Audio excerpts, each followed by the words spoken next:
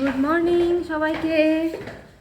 এখন আমরা বেরোচ্ছি ডে টু নাথুলা, তাই তো? রাস্তা থেকে দেখা হবে, অনেক কথা হবে, রাস্তা দেখানো হবে সব কিছু। সবাই গুড মর্নিং বলে দাও। Good morning. Good morning. Morning. চলো টাটা, রাস্তায় দেখা হবে। নাথুলায় যাওয়ার আগের দিন রাতে তোমাদের সমস্ত ডকুমেন্টস ভেরিফাই হবে। যার সাথে তোমরা যাবে, যে ড্রাইভারের সাথে, সেই ড্রাইভারের কাছে সমস্ত ডকুমেন্টস তোমাদের পাঠাতে হবে। আর সেই ড্রাইভারই তোমাদেরকে সমস্ত গাড়ির নাম্বার পাঠিয়ে দেবে পরের দিন সকালবেলা সেই গাড়িতে করে যাওয়ার জন্য। নাথুলায় যাওয়ার জন্য যেখান থেকে শেয়ারে ট্যাক্সি ছাড়ে, আমরা সেখানে যাওয়ার জন্য একটা প্রাইভেট গাড়ি নিয়ে নিয়েছিলাম হোটেল থেকে বেরিয়ে, যেটার ভাড়া নিয়েছিল 200 টাকা। ওখানে গিয়ে শেয়ারে গাড়িতে করে আমাদের যেতে হবে। আর ওখানে শেয়ারিং ছিল 12 জন করে, আর মাথা পিছু নিয়েছিল 1000 টাকা করে। আর যাদের ছোট বাচ্চা আছে তাদেরও ভাড়া নিয়েছিল। 5 বছরের ঊর্ধ্বে যে বাচ্চাগুলো আছে তাদের ভাড়াও লাগবে।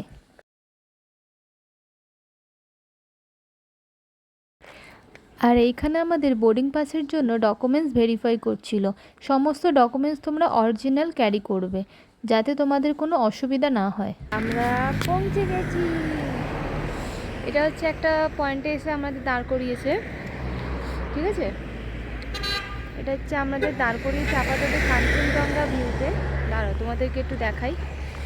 মানে আমার জীবনের সেরা পাওয়া যাকে বলে, আমার জীবনের সেরা পাওয়া। মানে আমি কোনোদিন ভাবতে পারিনি যে আমি এই জায়গায় এসে পৌঁছাবো, আমি এখানে এসে যে দেখতে পারবো। তার জন্য অবশ্যই থ্যাংক ইউ, অবশ্যই তাকে থ্যাংক ইউ, কারণ সেই মানুষটা আমাকে এই জায়গায় পৌঁছেছে। তারা তোমাদের একটু দেখতে পাচ্ছ, মানে এই যে জায়গা, স্বর্গ, একদম স্বর্গ। আর ভাবতেও অবাক লাগছে যে আমরা এই জায়গাটা এসেছি। এই পুরো পাহাড় কেটে কেটে যে রাস্তাগুলো তৈরি করেছে, সেই রাস্তা থেকে আমরা এসেছি। দাঁড়াও, আমরা যাচ্ছি, এই যে রাস্তা দিয়ে আমরা এসেছি, এই রাস্তাগুলো কেটে কেটে, ঠিক আছে? এই আমাদের গাড়ি।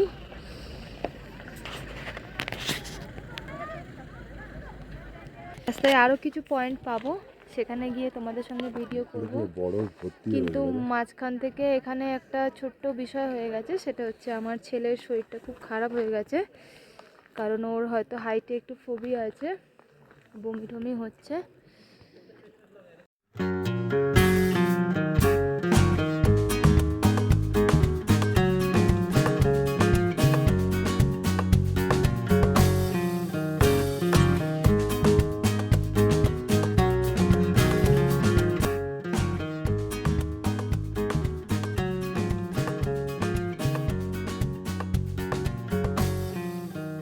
রাস্তার মধ্যে দাঁড়াবে, এখানটায় একটা পয়েন্ট আছে যেখানে তোমরা জামা কাপড় রেন্টে পাওয়া যাবে। আর এখানটায় এই যে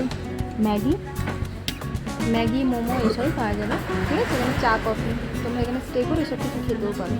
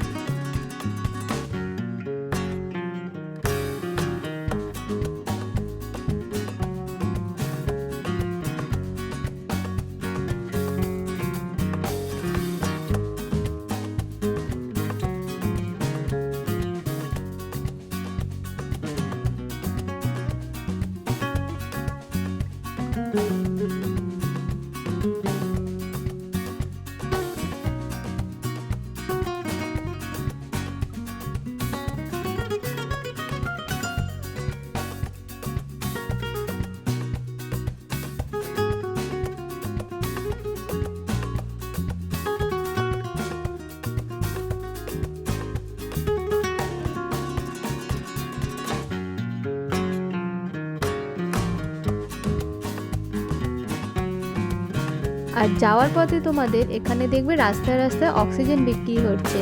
এমনকি যেখানে তোমরা গাড়িটা শেয়ার করে আসবে সেইখানেও অক্সিজেন বিক্রি হচ্ছিল।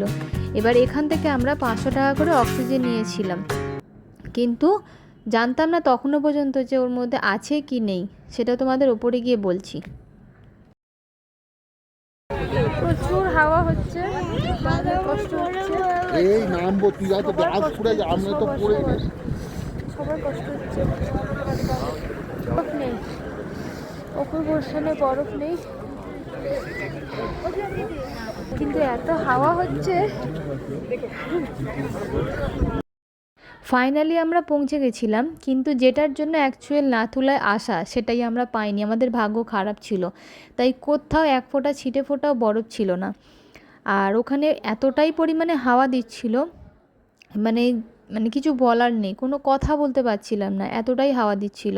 আর ওখানে দেখছো যারা ওখানে সিঁড়ি দিয়ে বেয়ে বেয়ে ওপরের দিকে উঠছিল, তারা 99% মানুষ উঠতে পারেনি, নেমে গেছিলো, কারণ ওখানে দমের কষ্ট হচ্ছিল, প্রচণ্ড পরিমাণে দমের কষ্ট হচ্ছিল।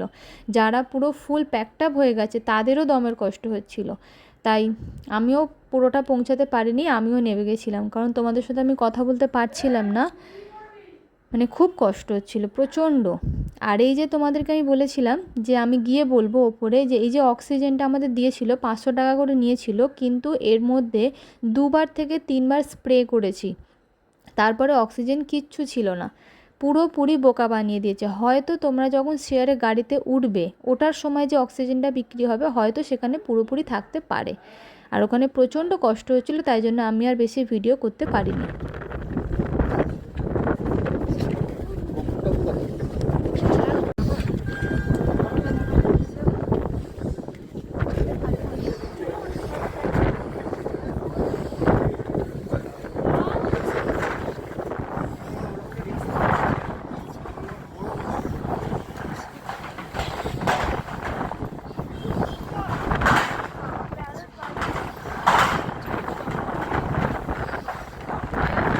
এখানে এতটা ঠান্ডা যে 0 পয়েন্ট আমরা যেতে পারবো না। যেতে পারবো?